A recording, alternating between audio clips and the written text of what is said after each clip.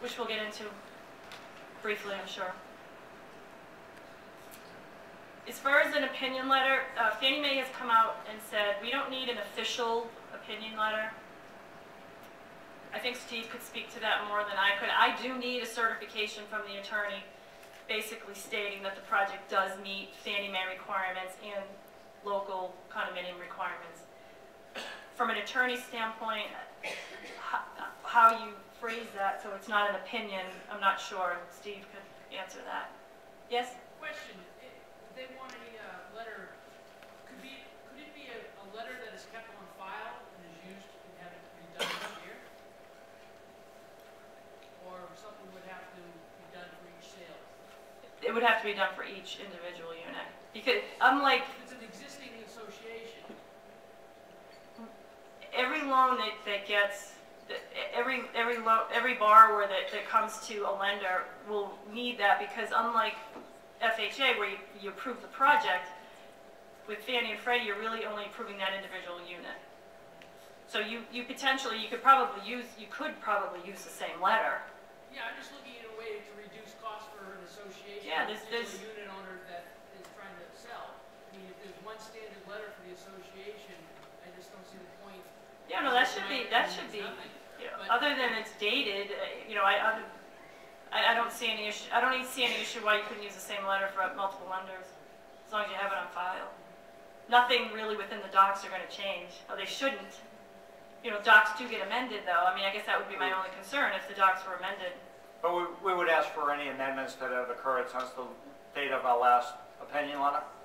And if the answer you certify to us that there haven't been any, then we can even redate the same opinion letter. So rather than 750, we have?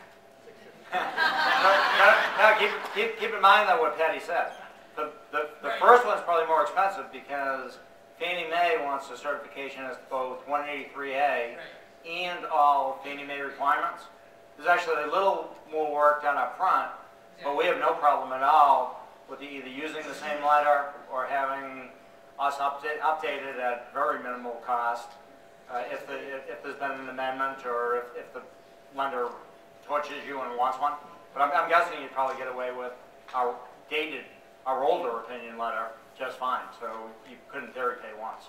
But to be honest, nobody's asking us for legal opinions on Fannie Mae or Freddie Mac at this point. I don't know if that's going to change in the very near future now. Stephen, isn't that because of the standard form questionnaire, under the section that says, does the community agreeable we've written in C chapter 183A? We haven't attested to any of that. We said to protect yourself.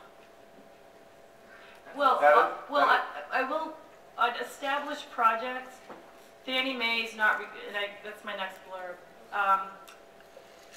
Maybe many lenders are just taking the risk and saying, we think it complies, so we're not going to go through the trouble of getting that opinion letter. But I did note that Fannie Mae is asking me as a lender to warrant the legal docs. I'm in no position to do that. And so it gets very interesting because in November 2007, Fannie Mae came out and said you need an attorney's opinion letter. In January 16th of 2008, they said you don't need an opinion letter. The lender certifies. That's in January 2008. December 2008, they said we're not even sure we need an opinion letter, but you're supposed to be checking all this stuff. Patty being conservative and doing what they want it checked, but it seems at this point that they're not technically requiring an opinion letter. On the other hand, they're saying she's warranting to Fannie Mae that meets their requirements. So she's saying the more conservative approach is the lenders should get it from the attorneys because they're afraid to do it themselves. And you probably won't be seeing it as managers because the cost most likely will be borne by the unit owner. If you're looking at new projects, you'll see more of those requests, but there aren't a lot of new projects around here lately, so that's why you wouldn't be seeing them.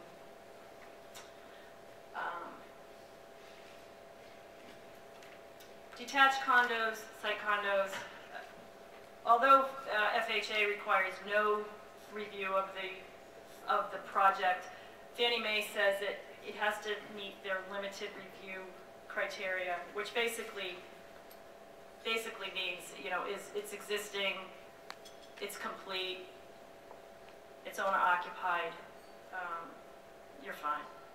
It doesn't, it's a very, like I said, they call it limited because it's very limited, that it's built, it's sold.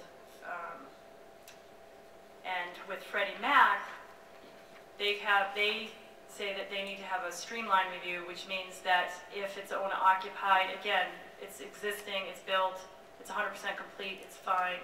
If it's investment property on a detached condominium, it has to meet their standard criteria, which would mean it has to meet the pre-sale requirements, the owner occupancy requirements, etc.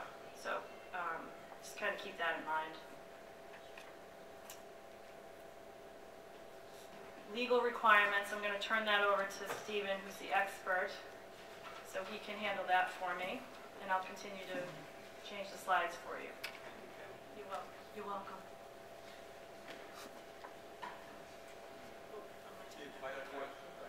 Certainly. Is Fannie Mae going to continue to swap approved loans on this development? Well, the question is, will Fannie Mae continue to do spot loans? Right. The answer is yes. They're not looking for full project approval. So that's the good news. Right.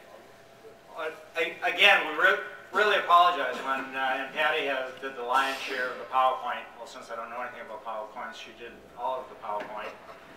There was just so much information that we realized was being given tonight, and when I was going through the FHA stuff and saw that there were no questions as I was speaking, whereas at the last one I did for CAI, I was stopped at my first sentence about 10% for reserves. I expect that there are going to be tons of questions. We've done two things. One, we've done free seminars for management companies, where we'll go in, talk to your managers, and go over this in a more relaxed atmosphere. The second is anybody who knows me or knows our firm, pick up the phone or email me if you have questions.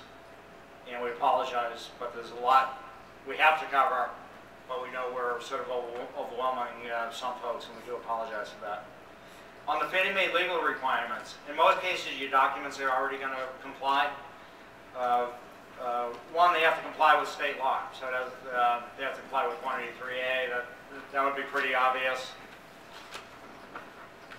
Right of first refusal, whereas FHA only doesn't allow a right of first refusal if it's discriminatory.